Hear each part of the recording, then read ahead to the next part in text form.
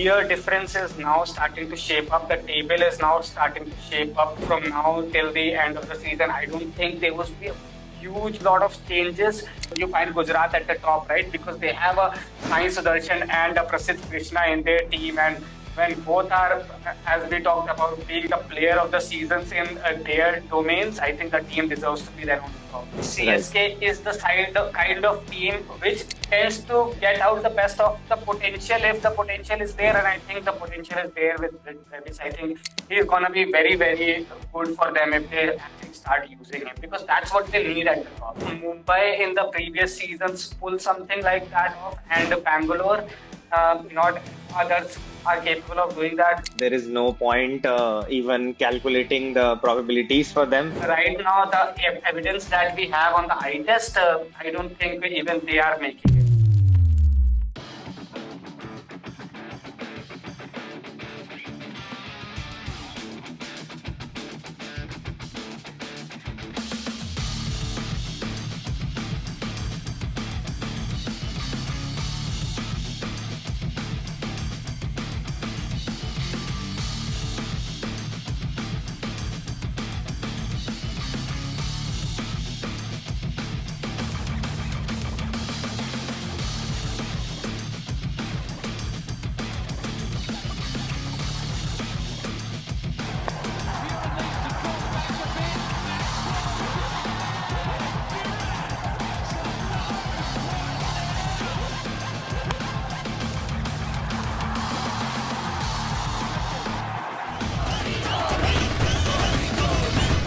तो क्या लग रहा है? धोनी कोहली तो सिर्फ नेम है। करेक्ट। चलो फिर गेम दिखाते हैं। Whatever we have seen in the last week in the IPL, I think we are clearly heading towards some of the names that will be definitely there in the top four. So before we start that, how are you doing? How is it going in Delhi? And uh, what's your perception of the last week? Yeah, I'm good. Delhi is heating up.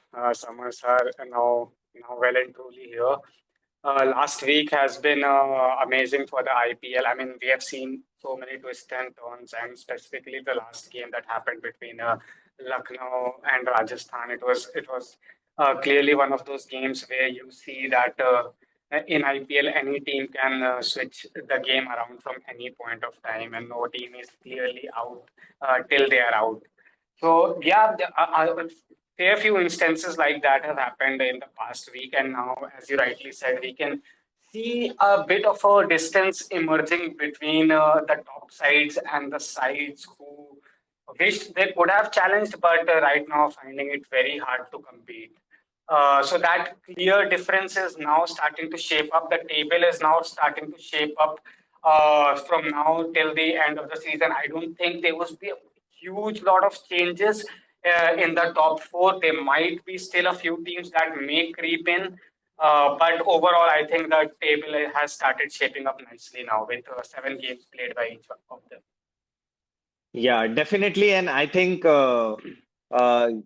are true in your assessment of that. There is a clear demarcation right now, and that demarcation currently, if I see at the points table, it is drawn by RCB, which is at 8 points. So it is either above RCB or below RCB, which differentiates them who are the most eligible and the most probable to go through in the semis and the qualifiers.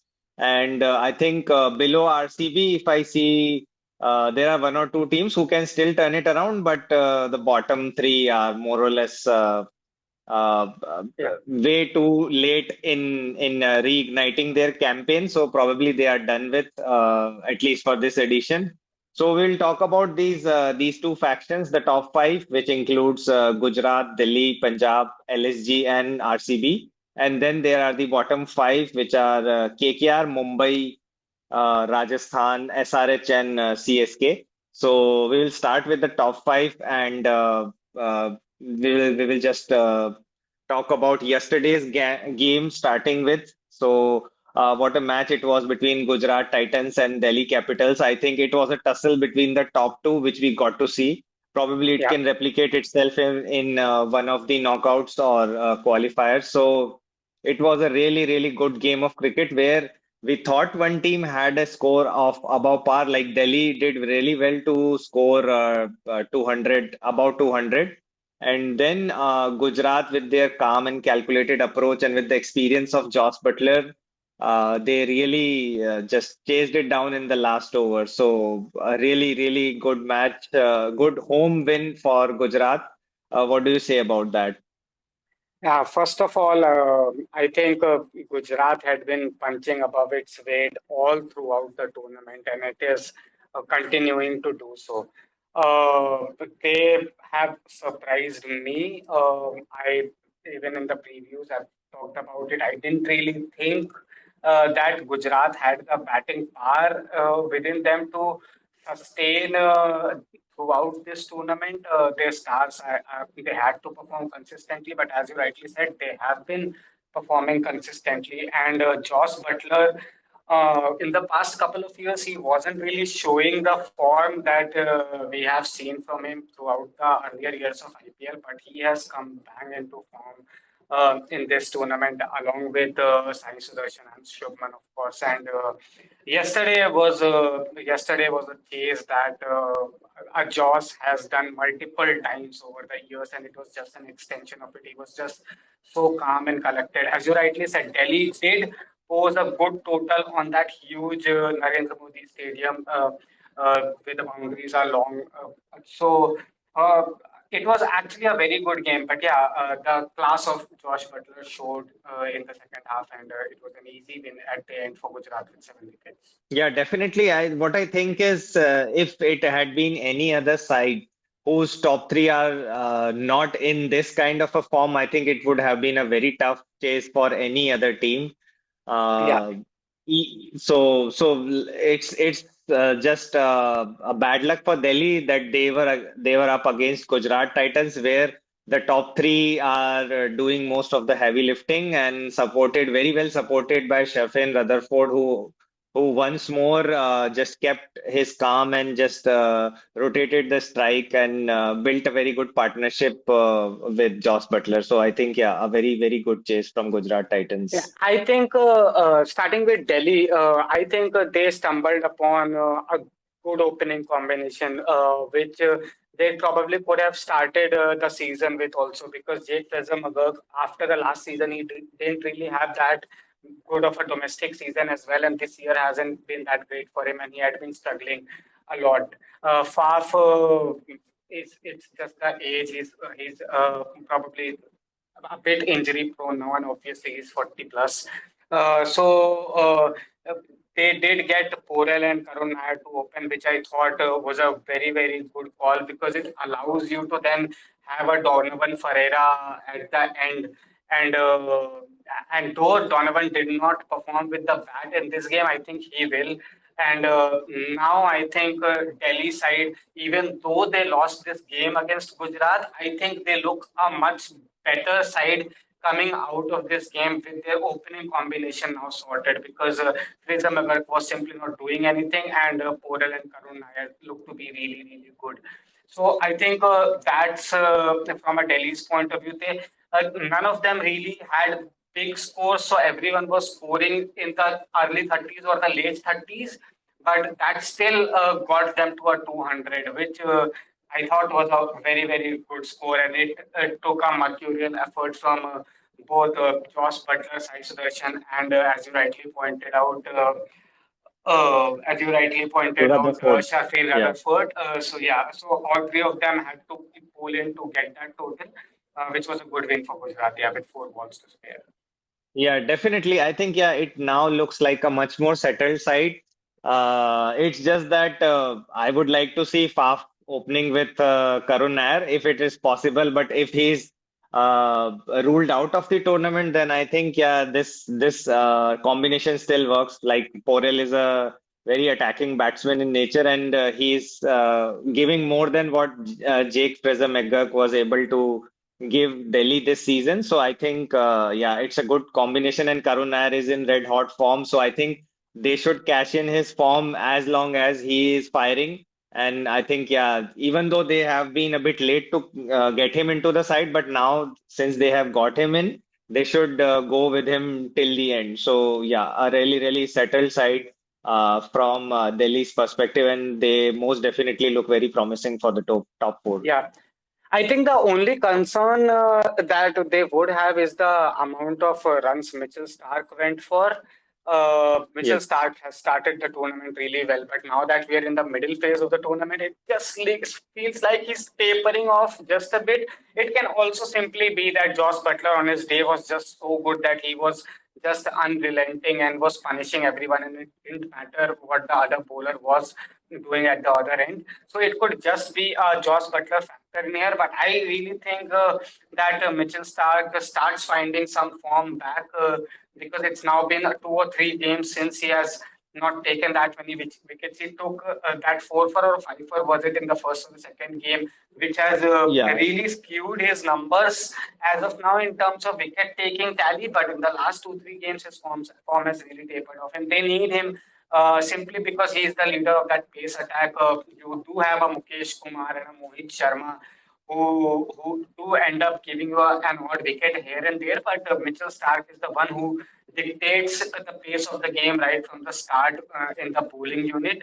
So I think that's a bit of a concern for Delhi as of now.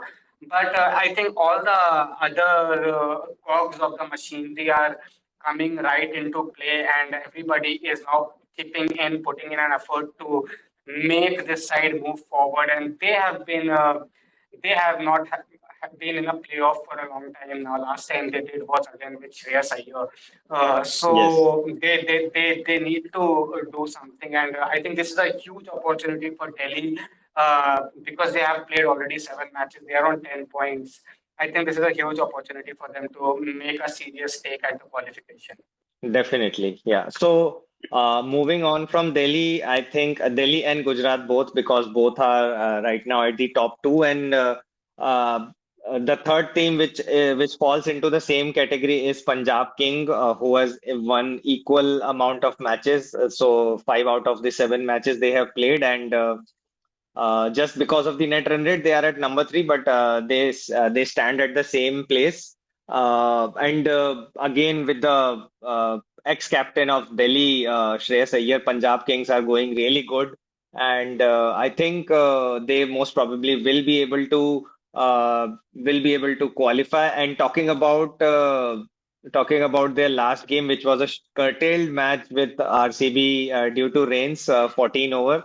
I think it was just another display of how RCB fails at their home ground, and Punjab Kings didn't fail to capitalize on it. So that those were really two good points that they got there. And today is what all of them are calling is a revenge match happening right now at Mullapur. So let's see if they are able to make it 2-0, or would it be another one each for these two sides. So let's see. I think Bangalore should be concerned by the performance they had in the last game. Obviously, this game, as we are talking, is happening right now, and Bangalore haven't yet batted, so we'll see what happens. But I mean, 14 over game, a rain impacted game.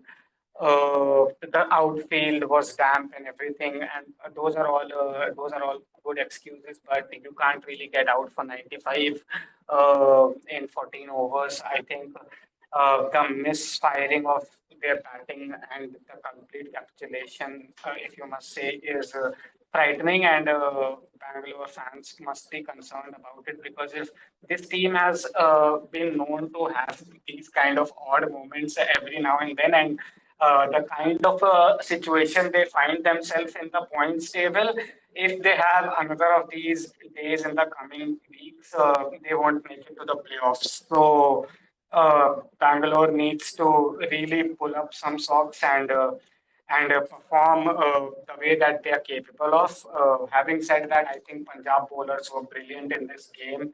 Punjab throughout the tournament for me has been showing much promise, and all of their players are coming to the party. You and me were talking at the start of the tournament, and we thought that Shreyas Iyer might not only be the highest scorer of Punjab, but the highest scorer in this season's IPL. But Iyer hasn't really performed in the last 2 3 games himself, but Punjab still keep finding a way to win, which is a good sign for them. So I think yeah, Punjab along with Delhi and Gujarat are in a comfortable position. I would expect all three of them to qualify, and it would be the fourth spot where a lot of the battle will, for me, take place.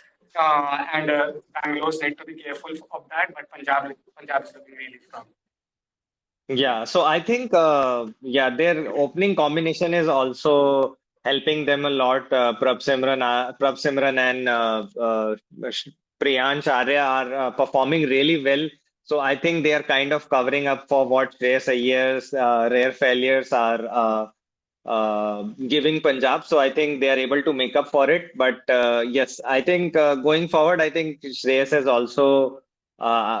must have also identified where he's going wrong, maybe too aggressive at the start. So I think he would definitely come back and steer this team with his leadership as well as batting capabilities. So yeah, a uh, good Yeah. position for Punjab to be in. And next is Lucknow Super Giants, who have just won Divyansh, a just nail just a biter. second before we move to Lucknow, I just wanted to ask, do you think that the Maxwell experiment with Punjab is now over?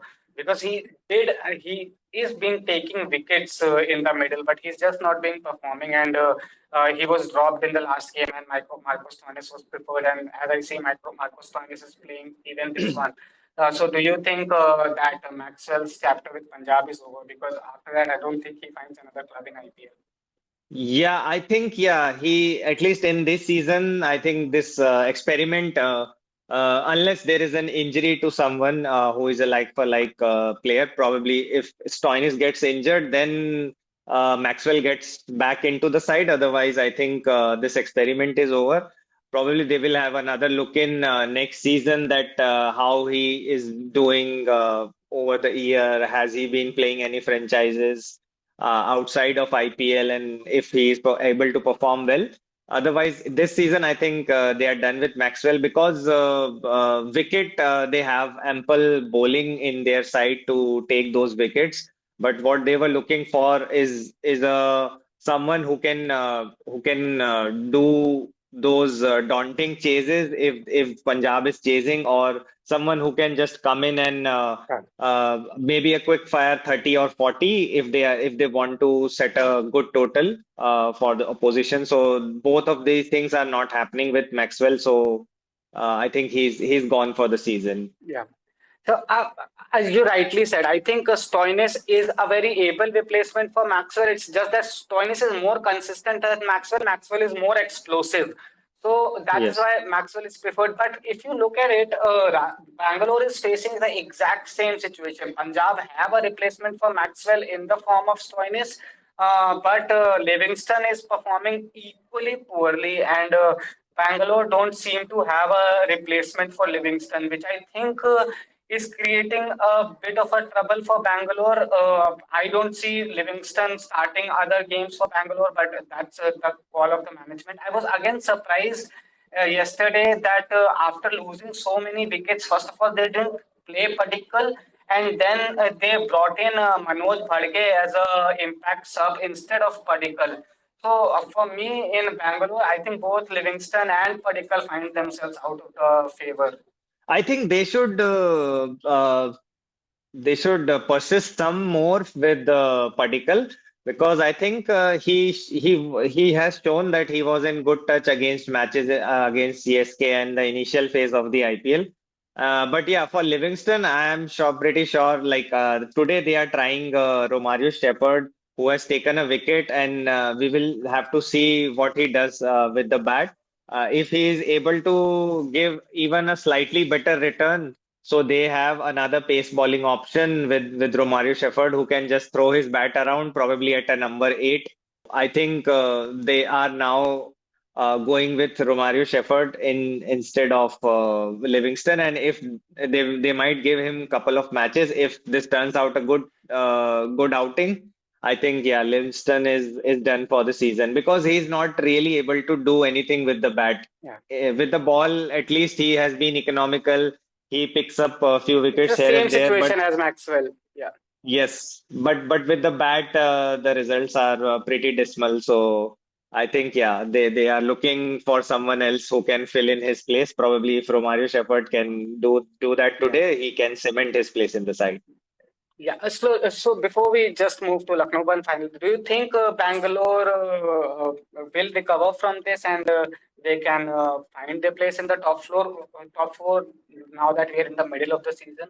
Yes, there are still chances for Bangalore to turn this around, but the major thing is the home factor. They have got 5 more games. Exactly. So today Yeah. they are playing their eighth game, Yeah. and the next six, 5 out of the next 6 are in Chinnaswamy. So how well they Yeah. fare at their home Yeah. ground, that will decide their fate. If they can even win. Yeah. Two out of See, those five, probably. Yeah. that's the only concern they have. So for any other team, if you're in a situation where Bangalore is in and you see the schedule and you find 5 of your 6 matches in your home, you're thinking we're winning at least 3 to 4 of these 5 matches and we will Yes. easily qualify. But Bangalore, they don't really fancy their home, so it's going to be really tricky for Bangalore from here on. Definitely. And their first target should be to win today against Punjab. Like they have managed to restrict them at a modest total of 156. So probably they would be able to chase 158 at Mullapur Stadium. But if they lose this game as well today, it would be really difficult because then they would have those demons of home ground where they have a very, like the poorest win percentage of all the IPL teams in the entire 18 years of IPL. So yeah, they have some catching up to do here. Yeah. So moving on to Lucknow, we had a great game in Jaipur yesterday where we Right. saw a nail biter end, but the start was in itself something that a lot of people talked about. We saw 14-year-old, 23 days old batter making his debut, and he hits a six of the first ball over covers. First of all, what did you make of Webber and he's playing for your team? You must have something special about him to say. Yeah, definitely. I think it was a good feeling seeing the youngest debutant coming out from Rajasthan because the previous one was from RCB. So Uh, although I don't really believe he's just 14, but like he looks like a 16 to me, but still, whatever the number is, the guy has talent and he Yeah, was fearless in his approach. Like yeah, similar to Priyansh Arya, who is also a southpaw, he just went at it from the first ball itself and hitting Shardul Thakur out of the park on the first ball. I think the guy has got the nerves of steel. So yes, really good outing for him. And if he was not stumped by Pant's brilliance, I think he might have scored a 50 on his debut. yeah. So I was I just think that's hoping to what he see was that. crying for when he got Yes, out yes, because he would have loved to have a 50 on debut in IPL. He scored 100 on his debut in the under 19s as well. So, I mean, that would have just definitely. followed the trend. Correct. And yeah, yes, the emotions were out there to see for everyone. And probably he will get his chance, but I think Sanju Samson from the dugout was also enjoying what he saw on the ground transpiring. So I think this can, if this continues, this can lead to a shift in the batting order. I think then Sanju can come down at number three, which But is But also his. do you think that really helps Sanju in the longer game? Because in the T20 format, Sanju is our opener along with Abhishek. And if Sanju is not playing as an opener in his home franchisee side, do you think Yeah. he will find it difficult to find his place in the team India? Because he's only just cemented his place finally in that Indian T20 setup.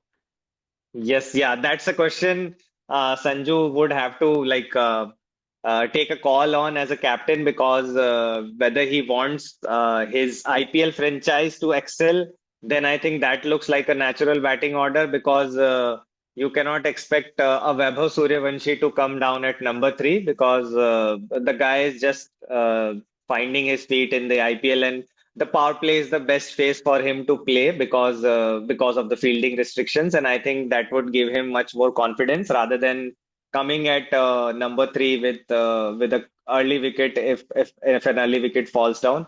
So probably he would have to think about it. Maybe they don't continue with him in this season, Vaibhav, if Samson is fit.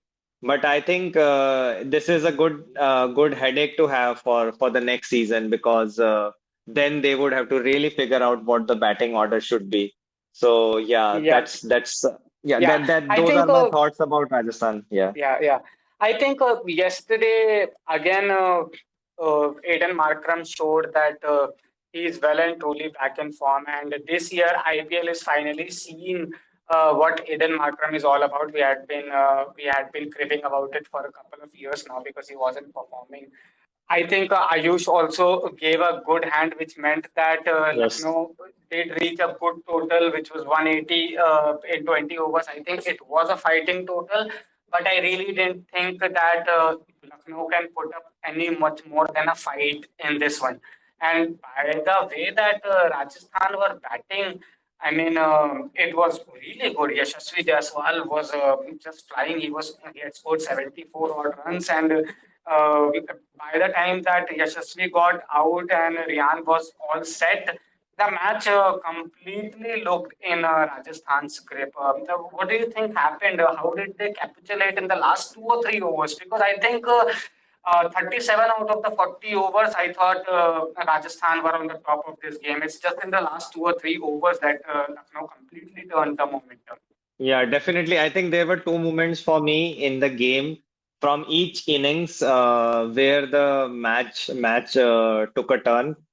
First was the final over of Lucknow where Abdul Samad hit Sandeep Sharma for 20 runs. Yeah, I think if that over even went for a 10 or 12, Rajasthan would have won this game because they lost just by 6 runs. And the second moment came when Riyan Parag couldn't capitalize on the start because yeah, Yashasvi did his job. Even Vaibhav Suryavanshi did his job pretty well.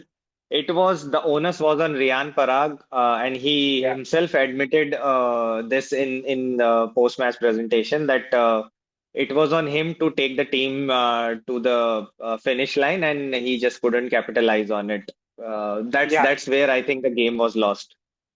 yeah. I think that catch from Shardul was simply brilliant of Hetmeyer because there was just no time for him to react, and it was right on his throat. He took it really Yes, well, and I think after that, it was for me more Adesh with his brilliance. He curtailed the Rajasthan batting really, really well. But coming from that, as you said, Suryavanshi had a good start.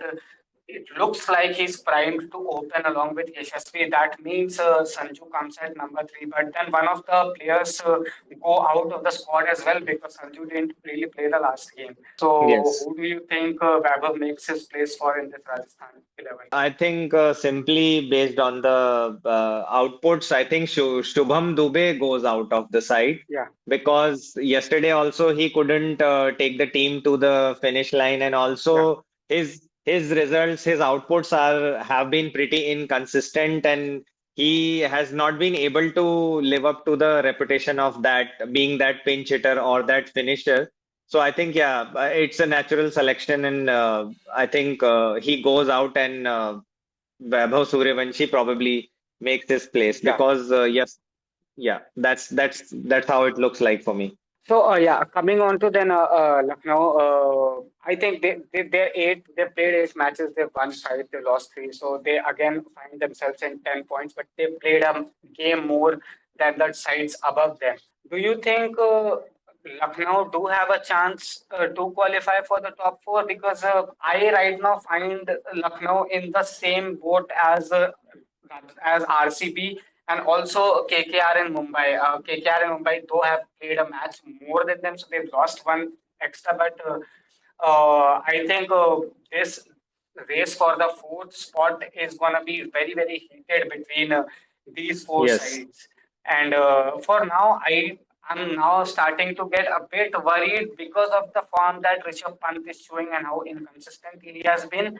That Right. at the start of the season and probably till a few games back, I thought Lucknow were real favorites to be in the top four. But there are some good teams out there fighting for that space, and there's only one spot left, I think, in my mind. At least. Yeah, definitely. Yeah, more or less, Gujarat, Delhi, and Punjab do make the top three. If Punjab does not do a blunder, or if they do not pull a Rajasthan, I will, if I may go ahead and say like that, like the way Rajasthan used to stutter in their second half of the campaign. They are known for winning first 4 or 5 matches on the trot, and then they stumble and they lose their way in the final leg. If Punjab does not replicate that, I think these three would be definitely there in the top four. The real fight is for the fourth place, where I Yeah, think I see even Mumbai. I have my doubts, but I see Lucknow, RCB, and KKR giving a tough fight, having a yeah. tough throwdown for this last spot. So. Let's see Yeah, who holds their nerves better. yeah. I think for me right now, looking at it, I think it's a straight shootout between RCB and Lucknow for that fourth spot because, as you rightly said, Mumbai on paper for me it's but the best side, if not the second best side in IPL. But again, this season they haven't been performing. Rohit Sharma hasn't been performing. Rickleton has performed an odd inning or two. It's Yes. basically when the batting just comes down to what Surya and Tilak Varma do, and that's not going to take you a lot further. And the same goes for me with KKR in the sense that Queenie isn't performing. You can't rely on Narayan the way you did on him last season.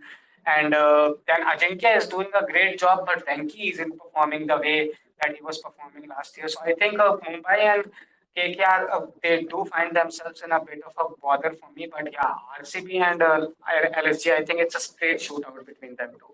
Yeah, definitely. Those are the top contenders for the fourth place. So this is all about the fourth position. So we have already Yeah, talked about RCB, KKR, and Mumbai, who are in contention, but yeah, their chances are bleak. Then we moving on to the bottom three, who are Rajasthan, Sunrisers, and Chennai. So Rajasthan, we have already talked about, like their campaign is more or less over because they have lost 6 out of their 8, and the last 2 games were pretty close. If they would have managed to hold their nerves, they would have been sitting at where RCB is at right now. yeah, But they couldn't hold on to their nerves, and one was a power. At both occasions, they had to chase less than 10 in the final over, and they couldn't do it. One game went to the power play, and there they lost it. And the next game, which just got over yesterday, again they had to chase 9 runs or eight yeah. runs in the final over, and they couldn't do it. So this fumble at finishing the games is what separates them from Lucknow, because Lucknow, I think, have been able to win majority of Yeah, their close games. They have come come up back and into matches. fi- yes, they have managed to come back into the matches and ended up as a winning side. So that's the difference. And I think, yeah, Rajasthan would have to work on it in future. But right now, they are more or less are eliminated from the race of top four. Yeah, so I What think do you? every year, if you look at it, the qualification minimum points, the fourth spot qualification is generally 16 points. Across all the seasons, we come across around 16 point, or if it's a 14 pointer, it's a net run rate thing because a lot Net of run bottom rate, teams yes. aren't performing, and the top team have really won a lot more games than the bottom sides. But right now, all the top three teams have won equal amount of games. They have lost up to as well, so that has meant that 16 point probably would be the mark that a team needs to reach to get that fourth place qualification. As you rightly said, Rajasthan have played 8 and they have only won 2 and have 4 points. So they need 12 points. That means they need to win all 6 of their games. I don't see Rajasthan winning all 6 of their games. So, as you rightly said, I think that they are at this point of time knocked out. again, if I look at Chennai, they need to win six out of their seven matches to qualify. Yeah, I don't see them winning six of their seven matches to qualify. I think they are gone. Sunrisers is the only outlier here. I still don't see them winning six out of their seven games, but they have the potential to pull off something which an RCB did last year when in the second leg of the tournament they were just invincible and they kept on winning every single game. I think Sunrisers right. does have that potential, but right now the evidence that we have on the eye test, I don't think even they are making it. What do you think? Who among the three actually has a chance, or if nobody has a chance? I think Rajasthan are gone completely. There is no point even calculating the probabilities for them. Probably SRH, if SRH can pull an RCB from the last year, they are the most probable side Yeah, who can at least make a run for the fourth place because simply Chennai does not have the firepower or the you can say potential or the players right now who can make it happen. But Sunrisers do have that caliber of players who can make this happen. And if they remain consistent enough, guys like Klassen, had Travis Head, Sharma, and even Nitish Reddy, they can make it happen. And they yeah, also have a good enough bowling. So if they remain consistent enough and have confidence, I think they can at least have a go at it. Th That is the only probable team who can make a run for the fourth place. Otherwise, Rajasthan and CSK are more or less done for me. I yeah, think what CSK should do is utilize the next half for future team building exercises. I think they have gotten Devald Brevis in the side as an injury replacement. So I think they should try out Devald Brevis as an opener with Rachin Ravindra and see how it turns out. If that combination does not work, they should try out with the other New Zealand guy, and maybe Rachin Ravindra can come down at number three. So they must try out these combinations so that they can make a team for the next season. So yeah, that's my point of view on the bottom three. yeah. I think, as you rightly said, Hyderabad, the biggest problem with them for this season has been their middle order has just not clicked. So you pointed out Nitish Reddy. I didn't remember one good inning from Nitish Reddy in this season's IPL. There's Aniket. He's a youngster. We can't put a lot of pressure on him, but he needs to contribute. The biggest thing is there that Klassen looks completely out of form. He doesn't really Yes, deliver when the team needs him to. So what that comes down to is if Abhishek and Travis Head are both giving you a huge opening stand, then you are in the chance to win that game. Because apart from that, 100 Ishan Kishan again hasn't really done anything this season for Hyderabad. So for me, it looks really difficult to do what Bangalore did last year because those kind of things don't really happen that much. We've only right. seen Mumbai in the previous seasons pull something like that off, and Bangalore, not others are capable of doing that.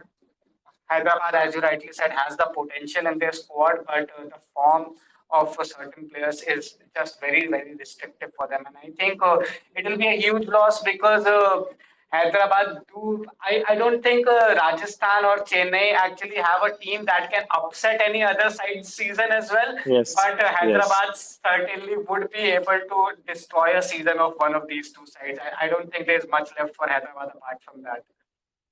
Right, right. Yeah, it would either be ruining the season for KKR or maybe an RCB, but Yeah.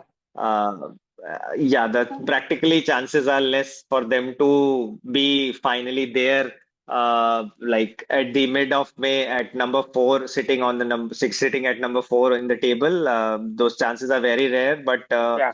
as we have seen, if a 14-year old guy can hit a six at his Yeah. debut, I think anything can happen. So we live for Uh, these moments in yeah. cricket. So yeah, I'm I don't still think I hopeful. don't think I don't think Shardul Thakur will be made to forget this for the rest of his life. I mean, he had such a great start to this IPL, but now he's the guy who's got hit by a 14-year-old on the first delivery that he has faced for a six. So yeah, that's funny. I just wanted to talk to you about before we wrap up this show. Who do you think have been the top three players, batter or bowler, so far in the midway point in this IPL? I think, yeah, I was just looking at the table yesterday, and at right now, Prasidh Krishna is the highest wicket taker. So he has really improved his bowling, and he has now made peace with what his capabilities are and what Yeah, his shortcomings are, and he's bowling according to his strengths. So that back of a length into the wicket, those short pitch balls, which he is known for, I think he's utilizing them to the maximum. So yeah, he is a standout bowler for this tournament as of now. And another one I see is uh, I'm forgetting his name. That guy who has been fined a lot of times. I think Digvijay yeah, Singh Rathi. Digvesh. Digvesh Singh Rathi, yes, yes. So Yeah, he is another find for the tournament, who yeah, is impressing everyone match by match. So and then another bowler, I think Noor is doing very good, but Noor is an old timer for the IPL, so he's supposed to do good. Another one is I think that guy from Punjab, Ashwini Kumar, who made yeah, debut from Mumbai. I think he's also good. He has not gotten that much of the chances because Mumbai team is full of stars. But I think whenever he will get a chance, he will do good. And yeah, yesterday I was watching an LSG player who really impressed me is a bowler by the name of Prince Yadav. Prince yeah, Yadav is also he has got pace and he has got yeah, variations. It's just a yeah, little bit of experience he needs, some game time, but the way he was he really got Yashasvi Jaiswal unable yeah, to make his shots and got hurried by pace and sometimes cramped for the room. I think this guy has potential. yeah. Yeah, I think Prince, that one over that you're talking about that he bowled to Yashasvi, the first five deliveries were dots, and in the sixth one, Yashasvi hit him for a six. I think that was a Yes. really good over Prince's ball. And yeah, as you rightly said, there's a lot of potential that can be seen in him. Again, Digvesh that you talked about looks a lot like Sunil Narayan, but I think a bit different from him. But yeah, he has shown good potential. I think for me, the standout youngster this year has been Priyansh Arya. I mean, the way that he has batted for Punjab at the opening slot, I think he just destroys bowling, and I really am enjoying what I'm seeing from him. I think there's also a newcomer in Delhi, which is called KL Rahul, who has suddenly just discovered this attacking side to his game. Again, he's striking at 200 strike rate, and he scored big 70s and quick fire 30s in this tournament. I think KL Rahul for me has been very good, and looks like he's been liberated from whatever had been happening in the Lucknow setup because he's just performing really well. I think, but yeah, for me, the player of this tournament till now, and which I have been surprised by him, is Sai Sudarshan. He's just been so consistent with his batting, and he's just scoring in every single game. I think we expected that out of Shubman Gill, and Shubman Gill has Yes. had an average season, not a good season from his standard. Butler is having a good season, but I think Sai Sudarshan has been simply outstanding this season. Definitely, yeah. And that's why you say that you find Gujarat at the top, right? Because they have a Sai Sudarshan and a Prasidh Krishna in their team, and when both are, as we talked about, being the player of the seasons in their domains, I think the team deserves to be there on the top. Yeah, definitely. Both, if you have both orange cap and purple cap holders Yeah, in your side, you ought to be in the top two at least. yeah. So that's what we are seeing transpired in the points table, and definitely Another thing it that you just brought up, which I wanted to just share, is that I think it's a brilliant choice to bring in Deval Brevis for Chennai. He yes. nobody gets a nickname Baby AB for no reason, right? So he must have had something, and he didn't get that chance in Mumbai last year. But I think Right. CSK is the kind of team which tends to get out the best of the potential if the potential is there, and I think the potential is there with Travis. I think he's gonna be very, very good for them if they actually start using him because that's what they need at the top. Definitely, and he has been one of the top scorers in the SA20 last season. So I think uh, if not at the opening slot, I think he can be a very good number three, just like AB used to do for RCB. He can do the same for CSK because CSK are in a desperate hunt for a number three who can turn things around for them. So yeah, they just have to give him. In my opinion, they should give him all 7 matches. Like, do Yeah, the best that you can and just 100%. Yeah. yeah, show us And then what you kind have of potential. nothing to lose in the season any which ways. And if the guy gives you 1 or 2 innings out of 7, I mean, then you know that there is something to work with him which you can carry forward to the next season. Yeah. Right, and they can nurture him under the guidance of MS and Stephen Fleming. I think Devold would get enough confidence to shine for in the upcoming seasons, and they have also uh, kept the reputation in mind, and his base price was just 70 lakhs, but they have signed him at 2.2 crore rupees, so they know what he brings into the side. So it's now just the matter of converting it into performances. So yeah, we will see in the upcoming matches. I think Yeah. probably he's still traveling, so we may not see him in today's match against Mumbai, but maybe from the next Yeah. match.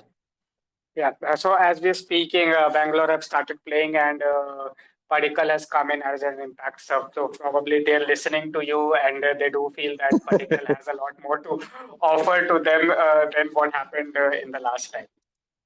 Right, right. Yes, probably because yeah, Padikal has that kind of experience and he has been in good touch. So let's hope he converts this chance into a good one today. Yeah. So yeah, I think then, guys, this was the episode this time. This is the Cricket Castaway. Me and Divyansh have been bringing a lot of content to you every week. So please keep tuning in, keep liking, sharing, and subscribing, and do leave your comments if you think there's anything that we need to talk about more. Divyansh, any final words? No, so just keep enjoying the IPL. Stay tuned. Do watch our videos every week and have a great day. Thank you. Bye bye. Yeah. Bye bye.